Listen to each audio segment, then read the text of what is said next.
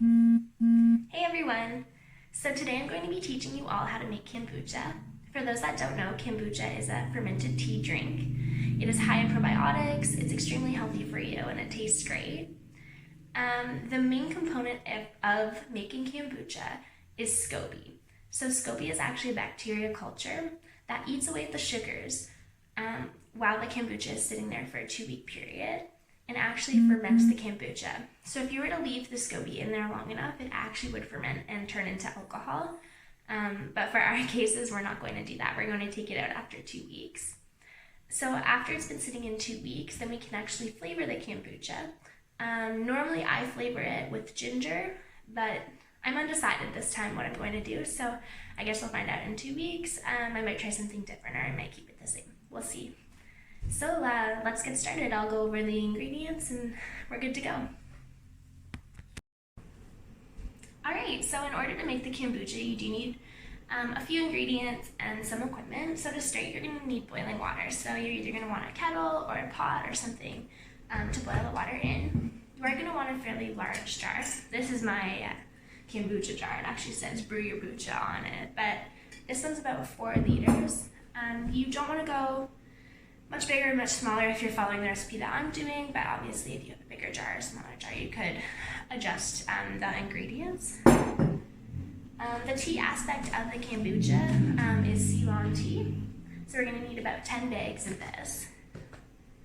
The sugar aspect would be, I'm using honey. You can use sugar, but for our purposes here, I'm going to be using honey, so we're going to need about a cup of this. You are going to want a cloth or a piece of mesh or something like that to put on top of the jar, and then just some elastics to put it on there. So once the kombucha is in here fermenting, you want some air to be able to get through. So if you put an airtight lid on it, that won't happen, and the whole recipe won't work. So there's that. You are going to want measuring cups, spoons. You're going to want small jars to put the kombucha in afterwards. And then lastly, we have our SCOBY here. So this is the part that kind of turns some people off.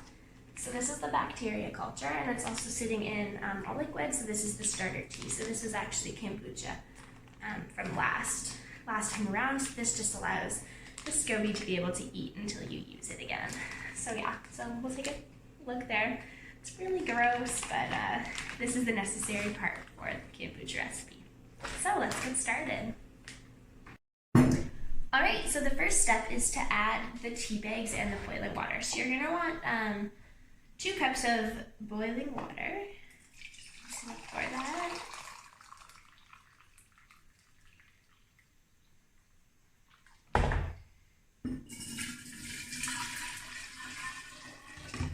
Right into there. And then you're going to take 10 Ceylon tea bags. Pour that.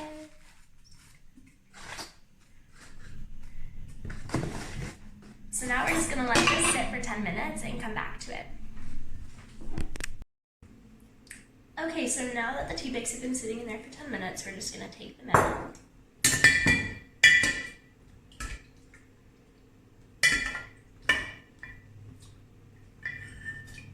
Just try and get as much of that tea still in the jar as possible.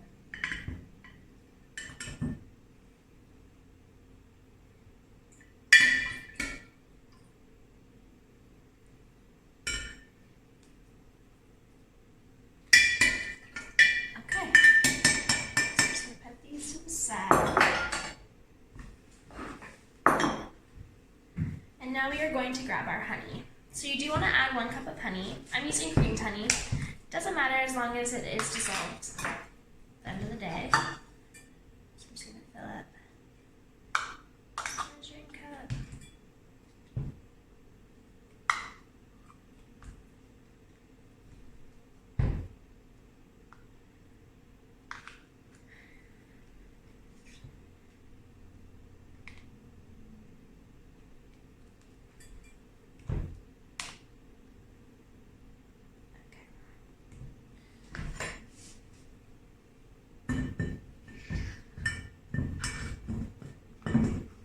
So like I said before, this is going to be the food for the SCOBY while it is sitting for the 2 weeks.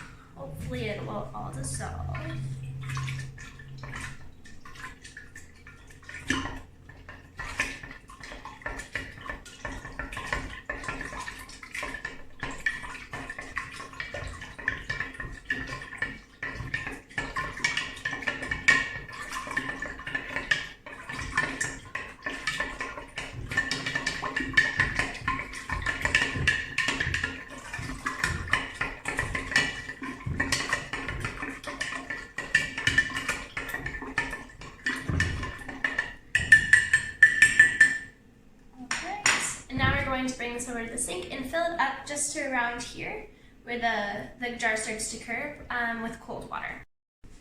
So now that we have it filled up with cold water, we have to let it sit now until it reaches room temperature. So just a little bit more waiting, and then we can add the SCOBY. Okay, so now that the kombucha has been sitting and is at room temperature, we are now going to add our SCOBY and the starter taste of the kombucha from the last batch. All goes in here.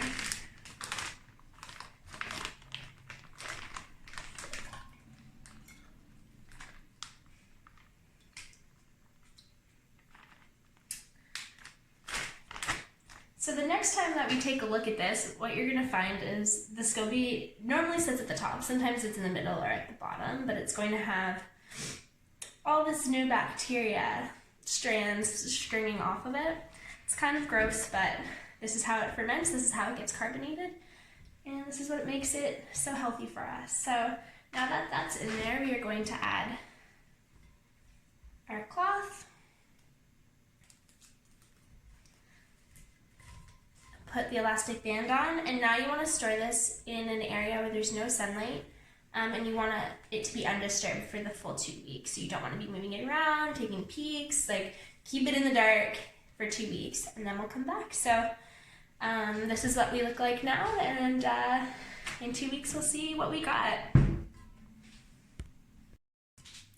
Alright, so now that the kombucha has been sitting for 2 weeks, it's time to take off the cloth. And I'll bring it up closer. So as you can see, the SCOBY has kind of grown since the last time. And like I said, there's all those strands, and there's some floating stuff in the bottom. So first step is to take out the SCOBY, and you're going to want it just to put it into a container for the next time that you use it. It was in a bag before, but I'm going to put it in a container this time.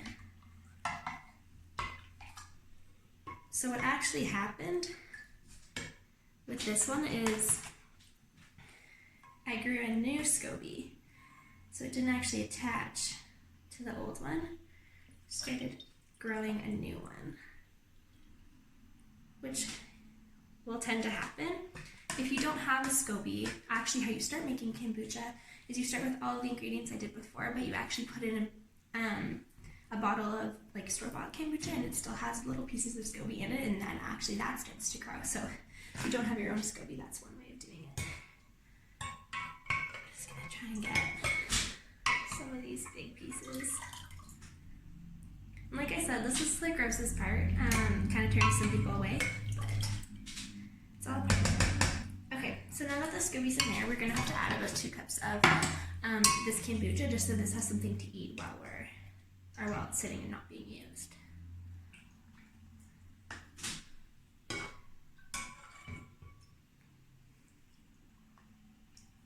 Okay.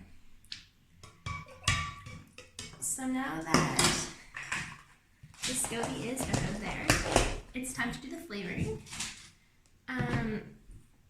So what I've chose to do the flavoring is I've chose to do strawberries and lemon. I was going to do raspberry lemon, but the store actually ran out of raspberries, so I'm stuck with strawberries. So I'm going to cut those up, and then we'll add them.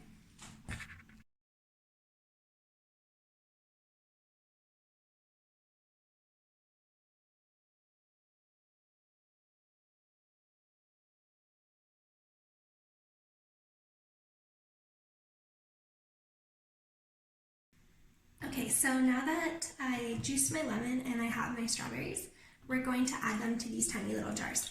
So the reason that we're moving them into jars is because for the next fermentation process, they need to be in airtight containers. Using something like the jar I was using before, or mason jars, the problem is that air can still seep through. So you want something that is really airtight and has like a seal on the lid.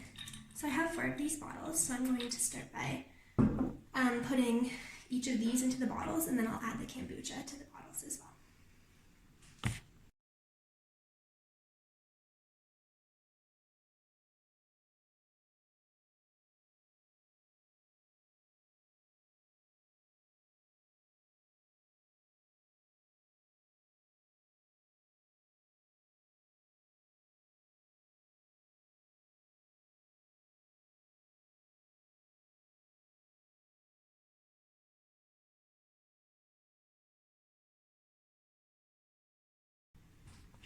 so one thing I did forget to mention, and I'm not sure if you noticed in the video, you want to use a strainer when pouring the kombucha into the bottles, just because, as you can see on there is some SCOBY that's still left over, and you don't want that starting to like grow in your bottles, so you want to try and get as much of that out as possible. Also, when you are serving, any SCOBY that does pass through and does grow and turn into like stringier pieces, and you don't want to drink that, just make sure that you strain the bottles before you serve as well. So now that we have the kombucha in the bottles, we're going to close them up and store them out of sun for 4 days. Once the 4 days has passed, you can refrigerate and drink it.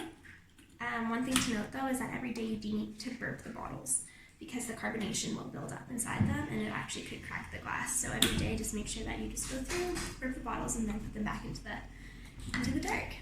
So that's it, and I guess we'll see the finished product in class.